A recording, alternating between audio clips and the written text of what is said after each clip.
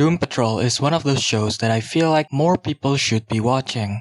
And the reason for that is because it is just completely unlike any superhero show that I have ever seen in my life. Well, maybe not completely. Parts of it kind of feel like DC's Legends of Tomorrow, which is another overlooked superhero show, except Doom Patrol is pretty much superior in every aspect.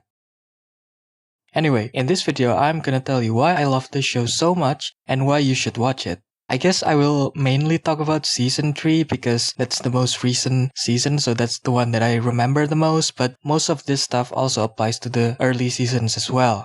Anyway, hi, my name is Random Guy Reviews. I do reviews of books, movies, TV shows, and any other types of media that I consume. And in this video, I am talking about Doom Patrol, the DC HBO show, I guess. And if you enjoy the video, then you should definitely give it a like, and you can do it in just one click. It's really simple, really easy, and it helps me a lot, and it also helps YouTube recommend you similar stuff as well. So yeah, let's get started with the review, I suppose. To begin with, what is this show about? Well, while the details of the premise of each season is always different, the main thing is always the same. So there is this group of 5 misfits who got their powers through tragic circumstances, leaving them to have no place in normal society. And they are Cliff, the robot man, Vic, who is Cyborg, another iteration of the same Cyborg in Teen Titans and Justice League. And then there's Crazy Jane, who has 64 personalities living inside her head. And then Larry Trainer, the pilot and the negative man. And then there's also Rita Farr, the actress who can now manipulate the shape and size of parts of her body. Those are really the main cast in all of the 3 seasons. And then there's this scientist guy, Niles Calder, who lives in a big mansion and he basically takes care of them and gives them a place to live. And of course, both Niles and the rest all have enemies and past, and the series basically deals with all of that. So yes, that's the general premise. I mean, it's the same general premise as most of the Doom Patrol comics that I've read, and not only that, it is vaguely similar to the general premise of some X-Men stories, I suppose, with Niles being the equivalent of Professor X, considering both are the leaders and both are wheelchair-bound.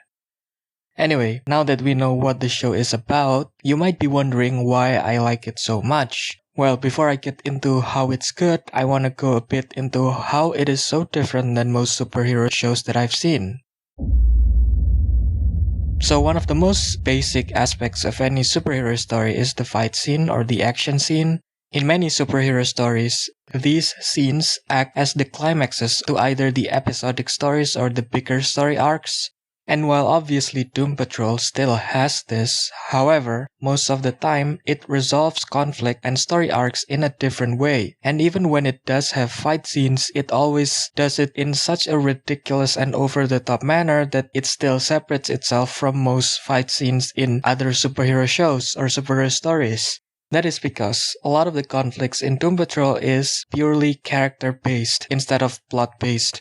What I mean by this is that it is easier for me to care about the story when the characters themselves are part of the stakes, instead of if the stakes is the fate of a random city, no matter how many people is supposed to live in that city, because again, we don't know anyone in that city, but when the conflict and the stakes are rooted in the characters, it's easier for me to care. What that means is that a lot of these conflicts are not resolved with superpowered fistfights or anything like that. Instead, a lot of them are resolved in quieter moments where characters just talk to each other.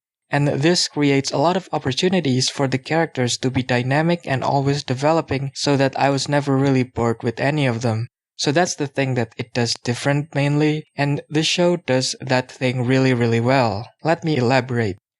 This is a show with an ensemble cast, ensemble however you pronounce it, and instead of speeding through the character-based drama to get into the CGI fight scene, the character-based drama is really the point of the show or the focus. While the CGI fight scene happens occasionally, but it's not really the point of it all. What this means is that every single character in this ensemble cast got more than enough time for their story arcs to be told properly. No character arcs feel rushed or, too fast or anything like that. And this is really the main reason why I love the show so much. As absurd as some of the things that can happen in the show, Because of this in-depth character study style of storytelling, all of the main characters feel like real people living real, multifaceted lives. Their stories are sometimes poignant, sometimes joyful, and other times it's everything in between. But the point is, all of the emotional beats hit because of how in-depth the show explored these characters. And I think that is really important, especially for this show, which, like I said earlier, have some really wacky and ridiculous action set pieces occasionally. Sometimes I wonder if they deliberately make all of the action scenes weird because... Really? Yeah, a lot of them are really out of the box, let's just say that. And when this happens in other stories, usually it makes it difficult for me to care about the story. It happened a bit with Legends of Tomorrow, which is a show that used to take itself way too seriously before it began to get ridiculous and wacky. But the problem with Legends, for me at least, is that it never stopped putting too much focus on the wackiness or the absurdity of it all. In the show's peak, the absurdity was not the point, but it was a way to help to tell the character's story, just like in Doom Patrol. But now, it feels like the absurdity is the point, and the character work is just going through the motion to serve that, when in reality it should be the other way around. So yeah, rant over, and going back to Doom Patrol, basically it managed to find that delicate balance between character moments and wacky action stuff, so the characters can ground the story down into something that I can care about, no matter how absurd some of the stuff can get. One of the reasons why I think the character-focused storytelling works is because of how good the visual storytelling is. Just like the batshit crazy set pieces, the character moments in the show are presented in such a way that makes it clear that yes, you should care about them, and that yes, you should get emotional about the things that are happening. I can't really say that it is subtle at all, but maybe that's how it works. The color palettes are the opposite of subtle. That and the framing of the shot basically combines into this sign that keeps on telling you that these characters, no matter how fucked up they are at some point, are characters that you should care about. And I don't know how exactly, but it always feels really earnest, which again, I didn't expect due to the fact that it's as subtle as a brick to the face. And this show does all of those stuff that I mentioned for the villains as well, at least for seasons 1 and 3. I do think the main antagonist of season 2 was kinda weak and less compelling compared to the others, but the character work on the main cast more than made up for it. So if you've watched this far and have enjoyed this video, you should give it a like down below. It helps both me and you, like I said, because it will push the video to more people and it will help YouTube recommend similar stuff to you. Anyway, one thing that I haven't mentioned at all is the casting or the acting. I think a show could do everything that I mentioned before, but if it's full of miscasts, it still wouldn't work. But of course, that's not what has happened here.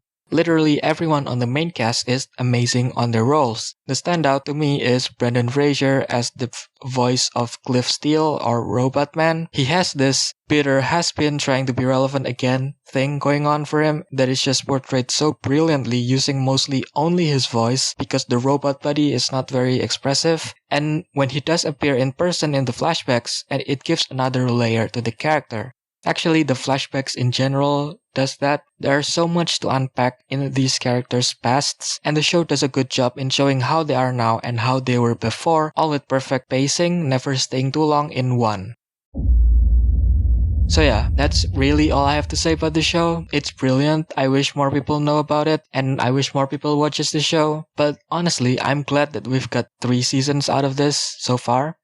If I had to rate this, I would probably rate this a 4.25 out of 5 show for me. But season 3 in particular was a 4.5, probably my favorite. So yeah, if you do enjoy this review, feel free to take a look at some of the other TV show reviews I've made here. And don't forget to like the video to help me out and help yourself out so YouTube will recommend more similar stuff for you.